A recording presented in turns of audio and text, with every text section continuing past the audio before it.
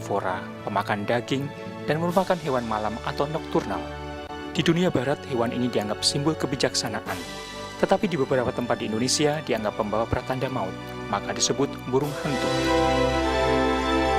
Tampilan wajah burung hantu demikian mengesankan dan kadang-kadang menyeramkan. Kedua matanya besar dan menghadap ke depan. Paruhnya bengkok dan tajam seperti paruh elang. Susunan bulu di kepala membentuk lingkaran wajah. Leher burung ini demikian lentur sehingga wajahnya dapat berputar 180 derajat ke belakang. Perilakunya yang kerap mematung dan tidak banyak bergerak menjadikan burung ini tidak mudah kelihatan. Burung hantu sepertinya ingin tahu segala sesuatu, tapi mereka akan menunggu dengan tenang hingga waktunya tepat untuk mencapai tujuannya, menerkam mangsanya.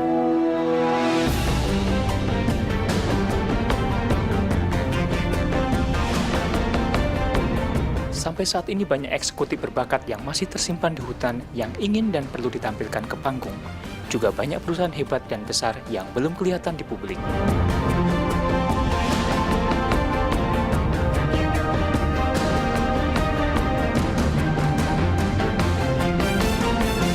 Sebagaimana burung hantu banyak mematung dan tidak bergerak, para eksekutif brilian ini banyak pula yang ingin tahu segala sesuatu dan menunggu dengan tenang hingga waktunya tepat untuk bergerak.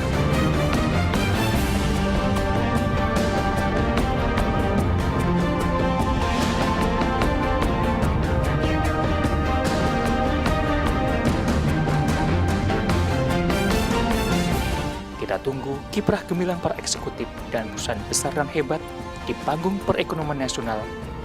Burung hantu pun ingin tampil.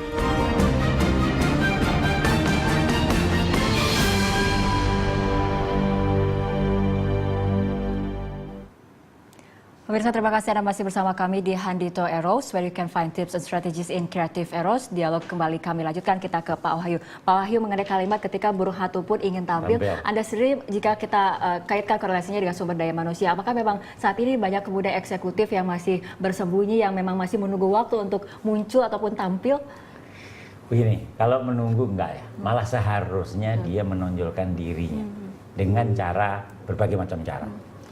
Banyak hal yang sebenarnya terpendam di dalam kemampuannya dia. Namun demikian, itu pun kalau tidak diasah, tidak dia tampilkan, bisa juga tenggelam selamanya gitu. Nah, kalau dikaitkan dengan tadi istilah burung bantu pun mungkin tampil, kan memang jarang sekali ya orang menampilkan burung hantu pun bukan jadi sesuatu yang luar biasa, nggak kayak burung Garuda, cucak rowo gitu dan sebagainya. Tetapi manakala orang itu mempunyai pemikiran tadi, sebagaimana disebutkan bahwa burung hantu yang kayaknya dia wah ini bisa hit yang begitu cepat dan bahkan sesuatu yang katakan lari pun bisa ditangkap gitu.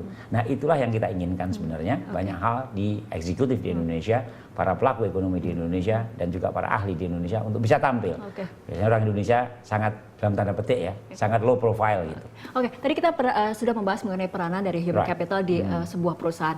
Kita kaitkan dengan skala yang lebih luas lagi, bagaimana peranan human capital ini dalam pembangunan nasional? Nah, pembangunan nasional dimanapun, di negara manapun termasuk Indonesia, human capital itu adalah kuncinya. Anda punya sistem, bisa bagus sekali. Anda punya peralatan, bisa begitu canggih. Tapi kalau manusianya dia tidak bisa melakukan itu dengan baik, luar biasa. Susah sekali untuk membangun itu sendiri. Namun di sisi lain, begitu kita memiliki human capital yang sangat bagus, dia kreatif, dia memang pro terhadap perubahan dan lain sebagainya, itu akan sangat cepat untuk melakukan perubahan. Banyak negara lain yang bisa kita beri contoh seperti itu. Contoh sebelah, kalau boleh dikatakan, di Singapura punya apa dia? Tapi begitu human capitalnya, begitu dengan disiplinnya bagus dan lain sebagainya, go very fast. Itu dalam pengembangan BUMN di Indonesia, bagaimana itu? Pengembangan human capitalnya sendiri, apa yang dilakukan? Nah begini, kalau di Indonesia mungkin karena saya dari BUMN, mungkin saya batasi di BUMN yang saya tahu betul gitu ya. Saya berpikir panjang, kita semua di Kementerian BUMN khususnya gitu ya, dan teman-teman di BUMN, pelaku-pelaku ini berpikir bagaimana menggunakan human capital di Indonesia, khususnya di BUMN. Untuk itu makanya harus terstruktur. Nah, bagaimana menstruktur mereka? Kita punya program gitu ya. Di dalam kumpulan para BUMN ini, para eksekutifnya, itu ada yang namanya Forum Human Capital.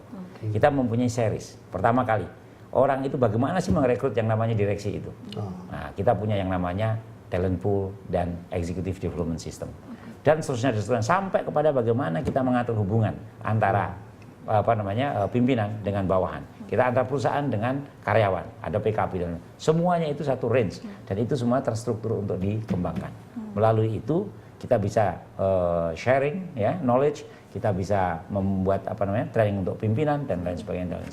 Oke, kita kembali ke Pak Handito, kembali ke faktor bisnis. Menurut Anda sendiri strategi apa kemudian harus diambil untuk mengelola dari human capital ini untuk pengembangan bisnis? Ya, memang kalau kita bicara human capital ini kan ada pemimpin, ada yang dipimpin kan gitu ya.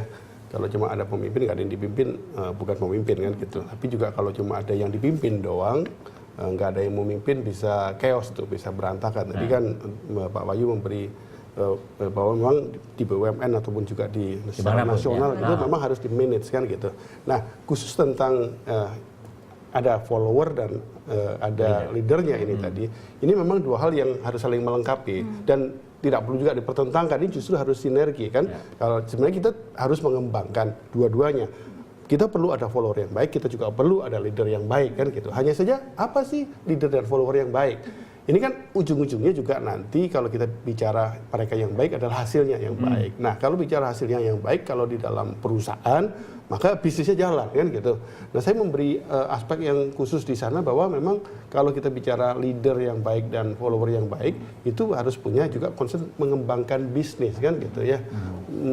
Business development-nya. Iya, mengembangkan bisnis. Ini ada Putri Wirausaha ini mesti kan harusnya begitu ya.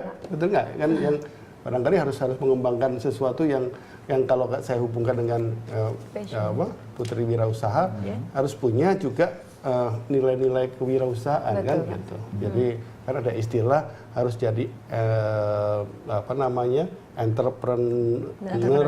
entrepreneurial leader sama satu lagi corporate entrepreneurship kan gitu ya. Jadi kalau entrepreneurial leader harus kita ini perlu punya pemimpin-pemimpin yang punya passion, punya karakter untuk menjadi seperti seorang wirausaha kan gitu, meskipun dia sebenarnya di-hire oleh perusahaan kan gitu. Sama juga di perusahaan kita perlu mengembangkan corporate entrepreneurship, artinya kita perlu mendorong agar ada gaya semua karyawan ya Pak harus punya gairah menuju kembangkan bisnis baru. Oke, Pak Handito, Pak Wahyu dan juga Nadila, kita harus tahan dulu seperti biasa, kita harus ikuti jeda pariwara. Pemirsa tetaplah bersama kami akan segera kembali sesaat lagi.